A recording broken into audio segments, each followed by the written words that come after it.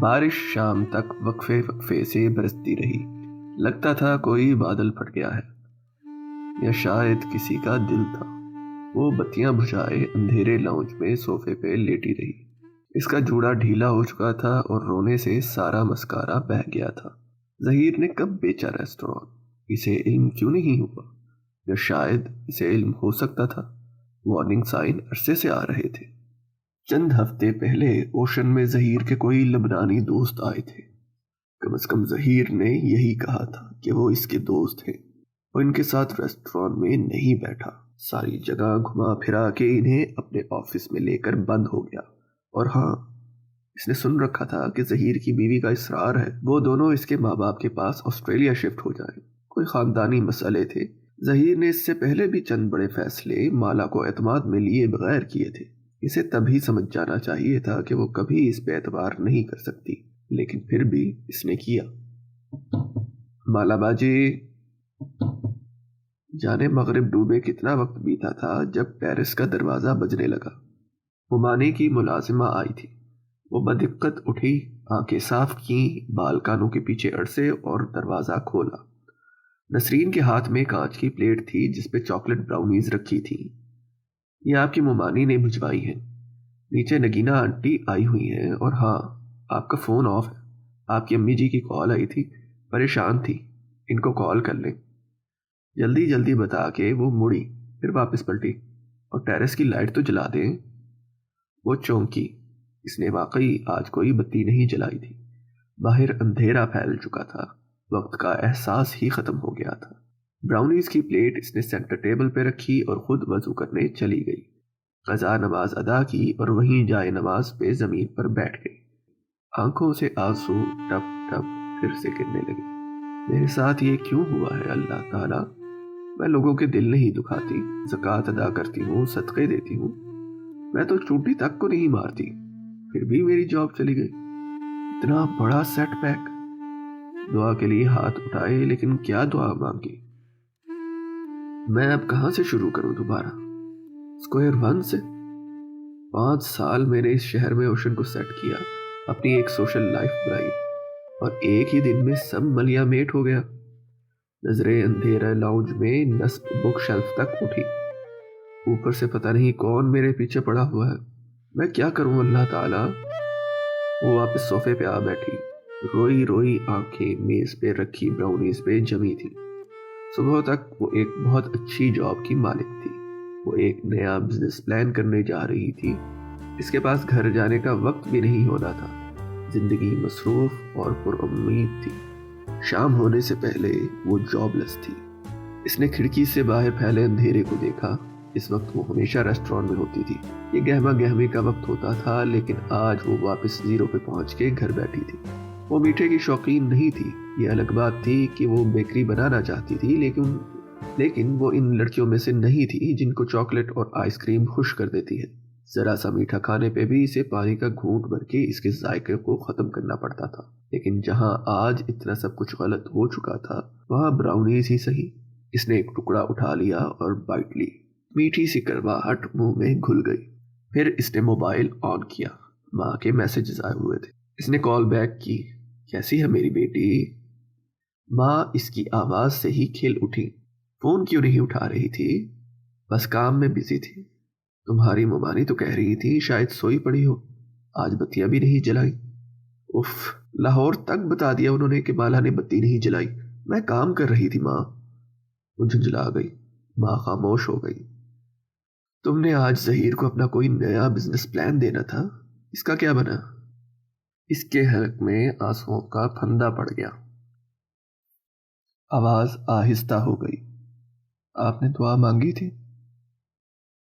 ہاں بیٹے، میں نے دعا مانگی تھی کہ وہ ہو جو تمہارے حق میں بہتر ہو۔ اس نے آواز کے ساتھ گیلی سانس ناک سے اندر کھینچی۔ اصل میں کام نہیں بنا، ظہیر انٹرسٹڈ نہیں ہے۔ آواز کو نارمل بنانے کی کوشش کی، بلکہ وہ شاید باہر شفٹ ہونے کا سوچ رہا ہے۔ کہہ رہا تھا شاید ریسٹوران بھی بیچ دے۔ وہ اتنی جلدی اتنی بڑی بات نہیں بتا سکتی تھی، اس میں ہمت نہیں تھی۔ ایک لمحے کے لیے ماں خاموش ہو گئی۔ مالا، ان کی آواز ویسی ہی پرسکون تھی۔ اس نے تمہیں بتائے بغیر ریسٹوران بیچ دیا ہے؟ ہے نا؟ مالا کی آنکھوں سے زاروں کی طرح آنسو گرنے لگے۔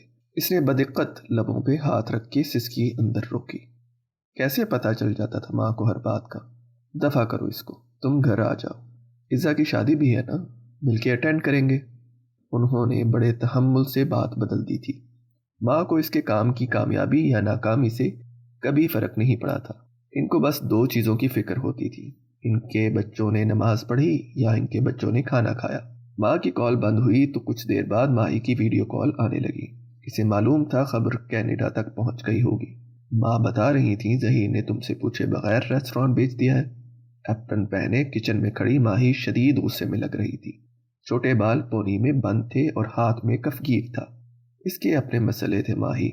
اس نے ماہی سے آنسو چھپانے کی کوشش نہیں کی۔ مسئلے کی ایسی تیسی، اور تم ایسے ہی نہ جاب چھوڑ دینا، ریسٹورانٹ کی 2-4 کھڑکیاں توڑ کے آنا، اور میں تو اس ظہیر کو پاکستان میں ایسا بدنام کروں گی تم دیکھنا۔ میرے ساتھ اس کے کچھ رشتہ دار ایڈ ہیں فیس بک پہ، یہ اپنے خاندان میں کسی کو منہ دکھانے کے قابل نہیں رہے گا، میں بتا رہی ہوں۔ ماہی کفگیر گھما گھما کے کہہ رہی تھی۔ اس کا بس نہیں چل رہا تھا وہیں سے ظہیر کا سر توڑ دے۔ تم ایسا کچھ نہیں کرو گی ماہی، میں پہلے ہی بہت تھکی ہوئی ہوں، وہ روحانسی ہو کے بولی۔ ماہی کچھ کہنے لگی، پھر بھویں اکٹھی ہوئی۔ ہیں؟ تم کیک کھا رہی ہو؟ تمہیں کب سے میٹھا پسند ہو گیا؟ کیک نہیں ہے، براؤنیز ہے، وہ بھی تمہاری فیورٹ بیکری کی، مومانی نے مہمانوں کے لیے منگوائی ہیں، کوئی نگینہ آنٹی آئی ہیں۔ اس نے آنسو رگڑ کے صاف کیے اور براؤنی کی ایک اور بائٹ لی۔ ذہن دوسری طرف لگانا چاہا۔ ہماری کون سی رشتہ دار ہے نگینہ آنٹی؟ وہ دبئی والی، عزا کی شادی کے لیے آئی ہوں گی۔ مومانی کی کزن ہے، اور ہمارے بابا کی بھی دور کی کزن ہے، وہی جن کا بیٹا رائٹر ہے، زیاد سلطان۔ اس کی کتاب کا نیو یارک ٹائمز نے ریویو بھی کیا تھا، میں اسے انسٹا پہ فالو کرتی ہوں۔ اچھا ہوگا، مجھے یاد نہیں، اس کی یادداشت میں کوئی زیاد سلطان نہیں تھا۔ اوہو، یاد کرو، سہیل کی شادی پہ ہم ان سے ملے تھے جب اس کمبخت پارلر والی نے میرے بال خراب کر دیے تھے۔ ماہی کا پسندیدہ لفظ کمبخت تھا۔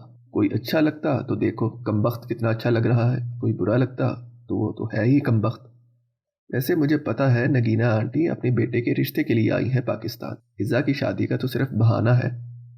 تم کیسے کرتی ہو یہ ماہی؟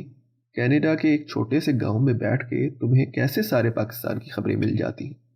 چلی ویک ایک گاؤں نہیں ہے، تمہارے اسلام آباد سے بڑا ہے۔ جاؤ، میں تم سے بات نہیں کر رہی۔ اس نے فون بند کر دیا، اور مالا یہی چاہتی تھی، اسے کچھ وقت اکیلے درکار تھا۔ براؤنی ہاتھ میں لیے وہ ٹیرس پہ آ گئی۔ اس نے ابھی تک وہاں کی بتی نہیں جلائی تھی۔ بالوں کا ڈھیلا جوڑا کھل گیا تھا اور اب وہ اس کے کندھوں پہ بکھرے تھے۔ ٹیرس گیلا تھا، بلکہ ٹیرس کیا ساری کالونی گیلی تھی۔ جگہ جگہ چلتے اسٹریٹ پولز رات کا اندھیرا دور کرنے میں ناکام تھے۔ وہ ریلنگ کے ساتھ کھڑی تازہ ہوا کو سانس کے ذریعے اندر اتارنے لگی۔ ذہن پھر سے ظہیر کی طرف چلا گیا۔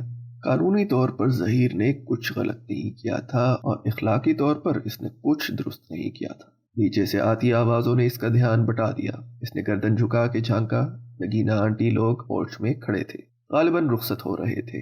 مومانی اور ماموں ان کو سی آف کرنے گیٹ تک آئے تھے۔ نگینہ آنٹی سر پہ سفید دوپٹہ لیے ہوئے تھی، کندھوں پہ شال تھی، باوقار سی لگتی تھی۔ مالا نے بہت عرصہ پہلے ان کو دیکھا تھا۔ ان کے بارے میں ہمیشہ یہی سنا تھا کہ بہت نیک خاتون ہیں جن کا ایک فرما بردار سا بیٹا ہے جو اسے یاد نہیں تھا۔ وہی بیٹا اس وقت ماں کے لیے فرنٹ سیٹ کا دروازہ کھولے کھڑا تھا۔ اس کی کشمالہ کی طرف پشت تھی۔ اس نے گردن مزید اونچی کر کے دیکھنا چاہا۔ وہ دروازہ بند کر کے کار کی دوسری جانب گیا، سینے پہ ہاتھ رکھ کے ماموں کو ایک دفعہ پھر خدا حافظ کہا اور ڈرائیونگ ڈور کھولا۔ اب اس کا چہرہ مالا کے سامنے آیا۔ وہ کافی دراز قد تھا، بال سلیقے سے سیٹ تھے، جینز پہ سفید ڈریس شرٹ پہن رکھی تھی جس کے آستین کف سے فولڈ کیے ہوئے تھے، سانولی رنگت اور پرکشش نقوش، ایسے کہ نگاہ نہیں ٹھہرتی تھی۔ وہ تھوڑی دیر کے لیے اپنے سارے مسئلے بھول کے اس کو دیکھے گئی۔ ٹال، ڈارک اینڈ ہینڈسم، اس کے ذہن میں یہی الفاظ آئے تھے۔ تو یہ تھا زیاد سلطان، انٹرسٹنگ۔ دروازہ کھولتے ہوئے زیاد کی نظر اوپر اٹھی، جیسے اسے احساس ہو گیا تھا کہ کوئی اسے دیکھ رہا ہے۔ وہ جو ایک ہاتھ ریلنگ پہ جمائے دوسرے سے براؤنی کھا رہی تھی، گڑبڑا کے جلدی سے پیچھے ہوئی۔ دل زور سے دھڑکا۔ اف، کتنا برا لگا ہوگا، مگر نہیں، ٹیرس اندھیرے میں ڈوبا ہوا تھا، زیاد کو نظر نہیں آیا ہوگا۔ ہاں ٹھیک ہے، اس نے خود کو تسلی دی۔ گاڑی کے ٹائر باہر نکلنے کی آواز آئی تو وہ واپس سیدھی ہوئی، پھر ٹیرس کی بتی جلائی اور اندر آ گئی۔ آپ آج جلدی میں چلی گئیں اس لیے پوچھ نہیں سکا۔ اندر آ کے موبائل اٹھایا تو کیف کا میسج سامنے آیا تھا۔ صبح کتنے بجے کام پہ آؤں؟ ذرا دیر کے لیے وہ اپنا غم بھولی تھی۔ ایک دم سے سب تازہ ہو گیا۔ اس نے 9 بجے لکھ کے بھیج دیا۔ اسے صبح ایک دفعہ پھر اوشن جانا تھا۔ وہ صوفے پہ آلتی پالتی کیے بیٹھی تھی اور لیپ ٹاپ گود میں رکھ لیا۔ اسے وہ کانٹریکٹ پڑھنا تھا جو ظہیر نے اس کے ساتھ کیا تھا۔ اسے یاد تھا کہ وہ بنا 3 ماہ کے نوٹس کے اسے جاب سے نہیں نکال سکتا تھا، اور اگر وہ نکالتا تھا تو اسے کتنا مداوع بھرنا تھا۔ وہ ظہیر سے لڑائی نہیں کرے گی، نہ وہ اس پہ چیخے چلائے گی یا اس کو الزام دے گی، یہ اس کی فطرت میں نہیں تھا، لیکن وہ اس سے اپنا حق ضرور لے گی۔ اگلی صبح گزشتہ روز جیسی ہی روشن اور خوبصورت اتری تھی، لیکن کشمالہ مبین کے لیے سارا شہر بے رونق اور اداس ہو گیا تھا۔ وہ کاغذوں کا پلندہ لیے صبح صبح ظہیر کے آفس میں گئی اور دروازہ بند کر دیا۔ سٹاف اور ویٹرز آس پاس ستونوں اور دیواروں کے پیچھے کھڑے ہو کے سننے لگے۔ سارا ماحول سہما ہوا اور اداس تھا۔ کیف اس کے انتظار میں بار کاؤنٹر کے ساتھ اونچے سٹول پہ بیٹھا تھا، کاؤنٹر ٹاپ پہ رکھے کافی مگ میں چمچ ہلاتے ہوئے اطراف کا جائزہ لے رہا تھا جب سیڑھیوں پہ آہٹ ہوئی۔ اس نے نظریں اٹھا کے دیکھا، وہ زینے اتر رہی تھی۔ اس نے آج سیاہ لمبی قمیض کے ساتھ سفید دوپٹہ کندھے پہ ڈالا ہوا تھا، بالوں کا جوڑا بندھا تھا اور ایک لٹ دائیں گال کو چھو رہی تھی۔ آج اس نے ٹاپس نہیں پہنے تھے، پیروں میں سفید ہیلز تھیں اور پیشانی پہ ابھی تک بل تھے۔ چہرہ تمتمایا ہوا تھا، ہاتھ میں ایک باکس تھا جس میں اس کی چیزیں تھیں۔ سب سے اوپر کیکٹس کا ننھا سا گملہ تھا۔ وہ اٹھ کھڑا ہوا اور اس کے ہاتھ سے باکس لے لیا۔ تھینکس۔ اسے ایک سرسری سی نظر کیف پہ ڈالی۔ اس کے نئے جوکرز آج بھی اجلے سفید تھے، البتہ حلیہ وہی تھا، بڑی شیپ، ماتھے پہ آئے 9 عمر لڑکوں جیسے بلدار بال، ٹی شرٹ پہ کالر والی شرٹ جس کے بٹن سامنے سے کھلے تھے، چہرے پہ مسکراہٹ اور ہاتھ پیچھے کو بندھے ہوئے۔ یس باس، مجھے مال تک جانا ہے، تم ڈرائیو کرو گے۔ کار ریموٹ اس کی طرف بڑھایا اور خود آگے بڑھ گئی۔ کیف باکس اٹھائے سے 2 قدم پیچھے تھا۔ ایک دم کشمالہ کو احساس ہوا کہ وہ رک گیا ہے۔ اس نے پلٹ کے دیکھا۔ وہ ریسٹورانٹ کے ہال کی مرکزی دیوار کے سامنے رکا ہوا تھا، گردن اونچی اٹھائے وہ دیوار کو دیکھ رہا تھا۔ وہ دیوار بذات خود ایک پینٹنگ تھی۔ وہاں ایک منظر بنا تھا، ساحل کی ریت، پیچھے نظر آتا نیلا سمندر جس کی سطح پہ دھوپ چمک رہی تھی، ایک جھولا جو ریت پہ ستونوں سے نصب کیا گیا تھا، جھولے پہ ایک کتاب درمیان سے کھول کے الٹی رکھی تھی۔ منظر اتنا خوبصورتی سے پینٹ کیا گیا تھا کہ حقیقت کا گمان ہوتا تھا۔ دیوار کے آگے فرش پہ اصلی ریت اور سپیاں بکھری تھی۔ وہ صرف پینٹنگ نہیں تھی، 3D پینٹنگ تھی۔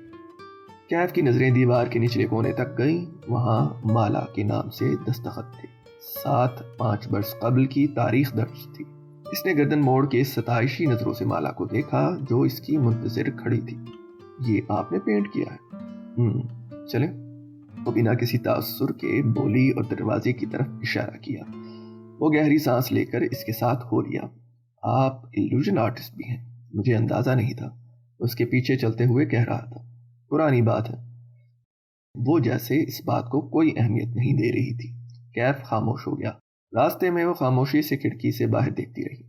1-2 بار نگاہ اٹھا کے کیف کی طرف دیکھا تو احساس ہوا کہ اس نے بیٹھتے ہی بیک ویو مرر کو چھت کی طرف کر دیا تھا تاکہ ڈرائیور اور سواری ایک دوسرے کو نہ دیکھ سکیں۔ صبورہ درست کہہ رہی تھی، اس کا کزن ڈیسنٹ ہے، ورنہ ہر ڈرائیور بیک ویو مرر سے گھورتا ضرور تھا۔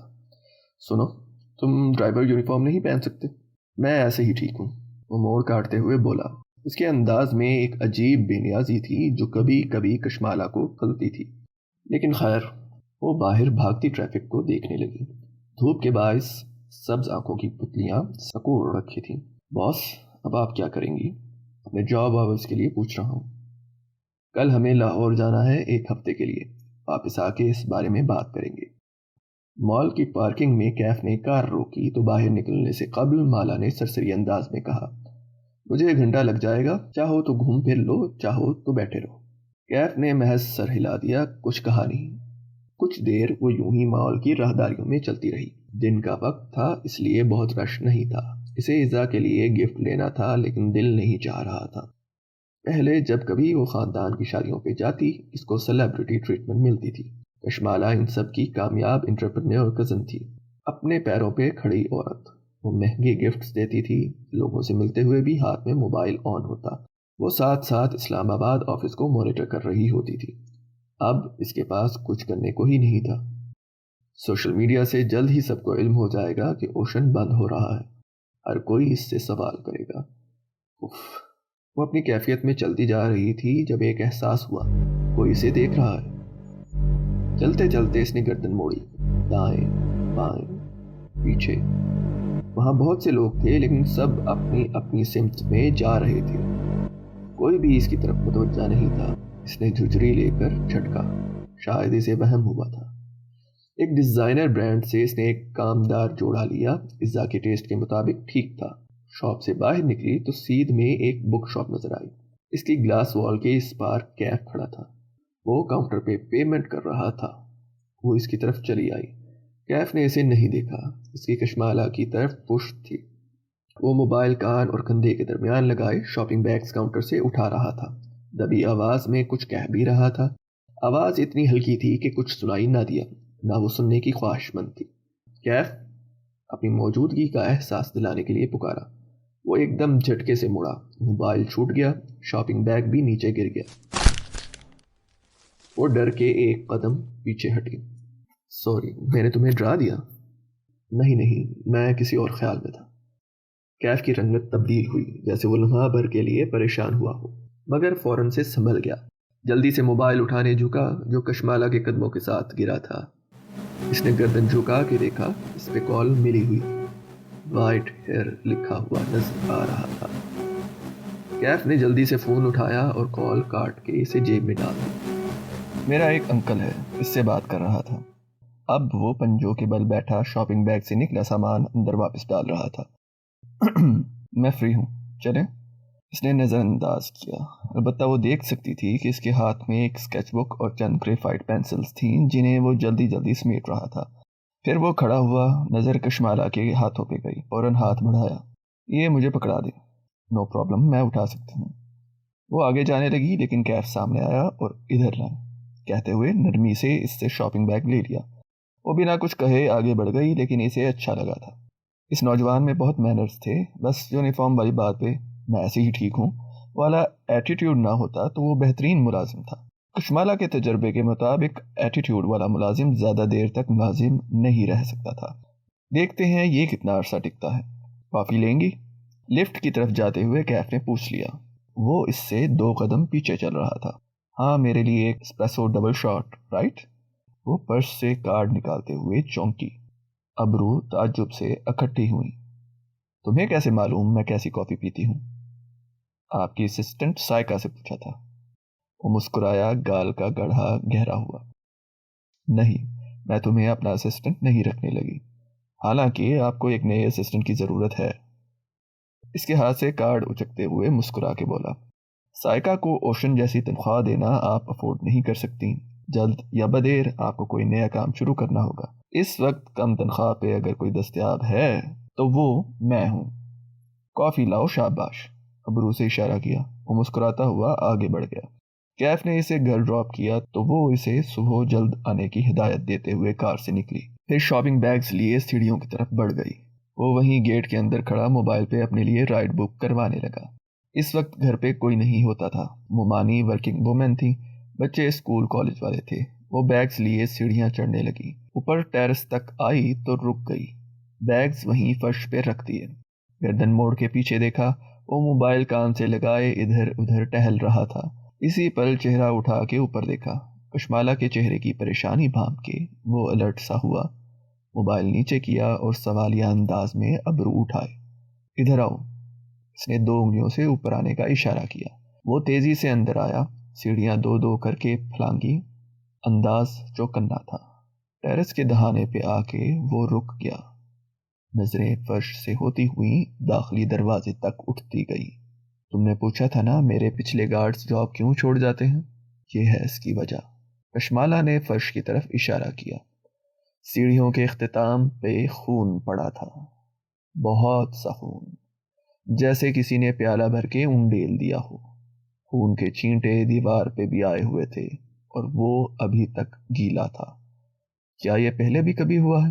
وہ احتیاط سے پیر بچاتے ہوئے اوپر آیا، پھر ایک جگہ اکٹھے ہوئے گیلے خون کے ساتھ پنجوں کے بل بیٹھا، گردن جھکا کے غور سے اسے دیکھا۔ ایک گارڈ نے اسی وجہ سے جاب چھوڑی تھی، اور دوسرے نے اس لیے کہ کسی نے پتھر مار کے میری کار کا شیشہ توڑ دیا تھا، اور تیسرا وہ گردن جھکائے خون کا معائنہ کر رہا تھا۔ اس کو میں نے خود نکالا تھا، اسموکنگ کرتا تھا۔ اس نے بے چینی سے خون آلود فرش کو دیکھا، عجیب وحشت ہو رہی تھی وہ سب دیکھ کے۔ پھر اس نے دیکھا پنجوں کے بل زمین پہ بیٹھا کیف خون کی طرف انگلی بڑھا رہا ہے۔ ہاتھ مت لگاؤ اسے، پتہ نہیں کس کا خون ہے۔ کیف نے آنکھیں اٹھا کے اسے دیکھا، بولا کچھ نہیں، واپس سر جھکایا اور 2 انگلیاں خون میں ڈبوئی، پھر سرخ پوروں کو چہرے کے قریب لا کے سونگھا۔ اس کے بعد اسے انگوٹھے اور انگلیوں کے درمیان مسلا، جیسے کپڑا مسل کے چیک کرتے ہیں۔ یہ خالص خون نہیں ہے، اسے پتلا کیا گیا ہے۔ وہ چونک گئی۔ پتلا؟ کیوں؟ تاکہ یہ جلدی خشک نہ ہو اور آپ کے پیروں کے ساتھ لگ جائے۔ اصل خون جلد گاڑھا ہو کے جم جاتا ہے۔ کشمالہ نے سر جھکا کے اپنی سفید ہیلز دیکھی، وہ صاف تھیں۔ کیف اب کھڑے ہوتے ہوئے ٹشو سے ہاتھ صاف کر رہا تھا۔ کوئی آپ کو ڈرانے کی کوشش کر رہا ہے۔ اس نے تھک کے گہری سانس لی۔ اگر تم جاب چھوڑنا چاہتے ہو تو ابھی سے بتا دو، مجھے کل لاہور جانا ہے، میں ڈرائیور کا بندوبست کر رکھوں۔ میں کیوں جاب چھوڑوں گا؟ ٹشو سے انگلیاں رگڑتے ہوئے وہ حیرت سے بولا۔ اس حرکت سے ڈر کے؟ لوگ خون دیکھ کے ڈر جاتے ہیں، میں ایسے انسان سے کیوں ڈروں گا جو بزدلوں کی طرح چھپ کے کسی عورت کے گھر میں خون پھینکتا ہے؟ وہ اس کے سامنے آ کھڑا ہوا، مروڑا ہوا خون آلود ٹشو اس کے ہاتھ میں تھا۔ میں نے آپ سے وعدہ کیا تھا آپ کی حفاظت کا، آج میں آپ سے ایک اور وعدہ کرتا ہوں کہ میں اس شخص کو ڈھونڈ کے آپ کے پاس ضرور لاؤں گا۔ وہ سنجیدگی سے کہہ رہا تھا، کچھ تھا اس کے انداز میں یقین دلانے والا، بے خوف کر دینے والا۔